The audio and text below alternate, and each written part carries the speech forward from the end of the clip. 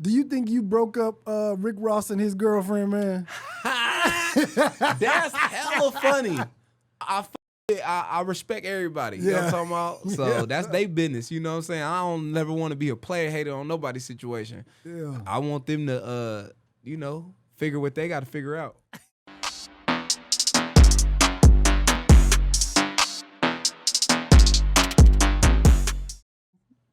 Two questions that I said I was going to ask you. Mm-hmm. One, do you ever get the tag? He remind me of Mike Epps. All the time. What's your feelings about that?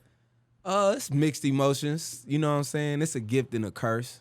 You know, Mike Epps got a fan base that's so strong that, shit, if they love him, they'll love me. But it's his fan base so strong where it's like they love him so much, they might be thinking I'm trying to act like him. And that's where the disconnect is. You know, so it's a gift and a curse, but I understand it.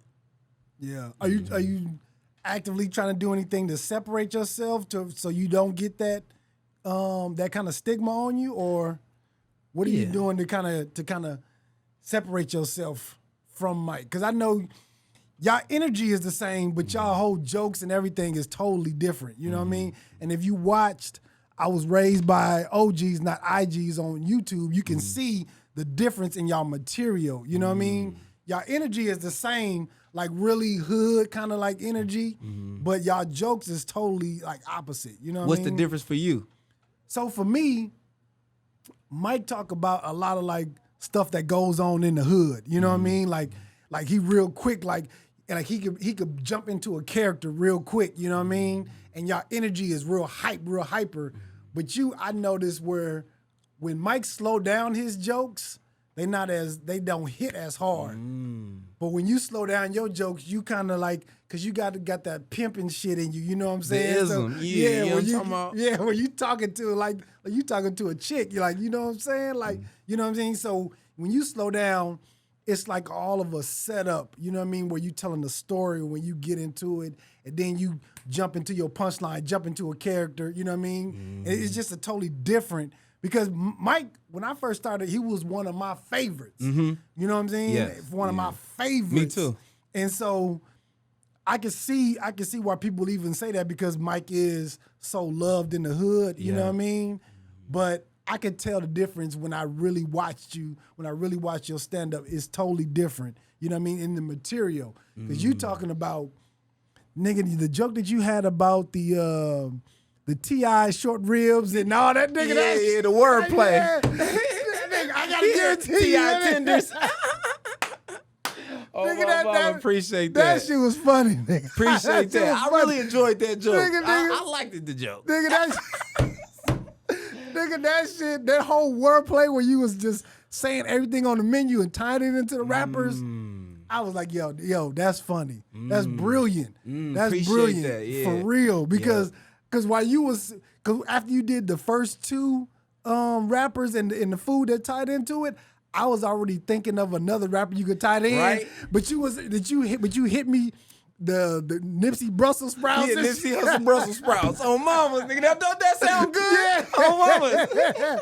And so I don't see Mike doing shit like that. You know what I'm saying? With the wordplay. That. You know what I mean? Yep. So that's why I could tell there's a difference in material. You know what I'm saying?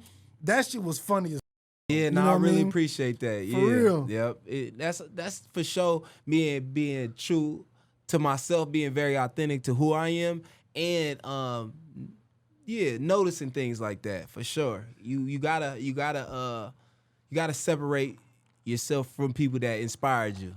Everybody go through it. Kobe went through it. Nipsey Hussle went through it. People, when he first came out, they thought he was trying to be like Snoop. People thought Kobe was trying to be like Mike. In a sense, you are, because you're inspired by that person. Everybody needs some inspiration. If it wasn't for Mike Epps, I probably wouldn't even try comedy, because I couldn't relate to a lot of other niggas I seen on TV. You know what I'm saying? Because people seeing me and seeing a nigga on TV and be like, y'all the same nigga.